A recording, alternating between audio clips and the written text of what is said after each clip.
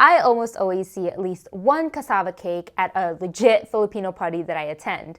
Cassava cake is sweet, it's chewy, and it's thick. If you weren't full after dinner, you're definitely not having space in your stomach after having a slice of cassava cake. Welcome back to this channel where you learn how to make Filipino food with easily accessible ingredients.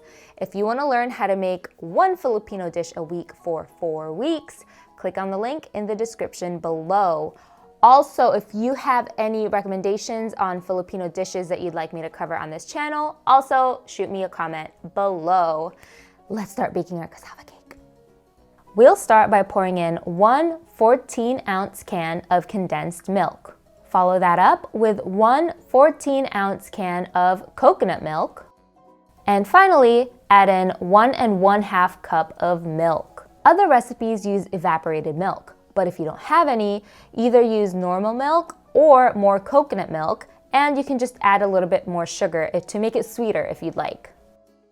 Mix these together well, and then reserve about 4 tablespoons of the liquid, just in case we might need it for the topping later. Next, crack 2 eggs into the mixture and whisk it all up until well integrated. This shouldn't take too long. Finally, add 4 cups of grated cassava, aka yuca. You can find it fresh and whole or frozen in most grocery stores.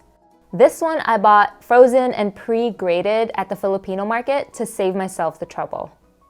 Mix this all very well, then pour it into a container. This is a lot more liquid than I thought, so make sure you get a container that's large enough. Put this in a preheated 350-degree oven for 1 hour. Note to self, do not use these springform pans unless you want to lose some of your cassava batter. Okay, we're almost done.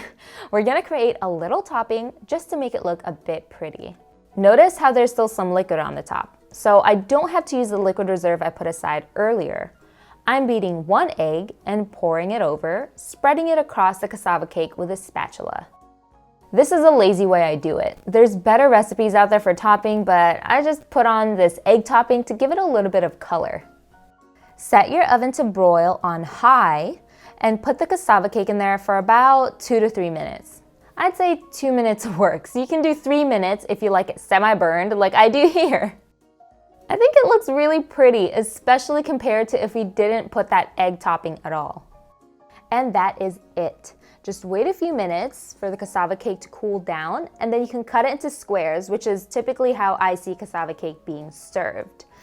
And I love this recipe because it's not too sweet, but if you do want it to be a bit sweeter and you did not use evaporated milk, you can probably add about 3 to 4 tablespoons of sugar. I'd say maybe keep it to 3 if you want it to be a bit sweeter. Have you ever had cassava cake before? Let me know in the comments below. And whether or not you've had cassava cake before, I really hope you guys try making this at home. Let me know if you do. And again, thank you guys so much for watching and supporting this channel, and I hope to see you guys next week. Bye!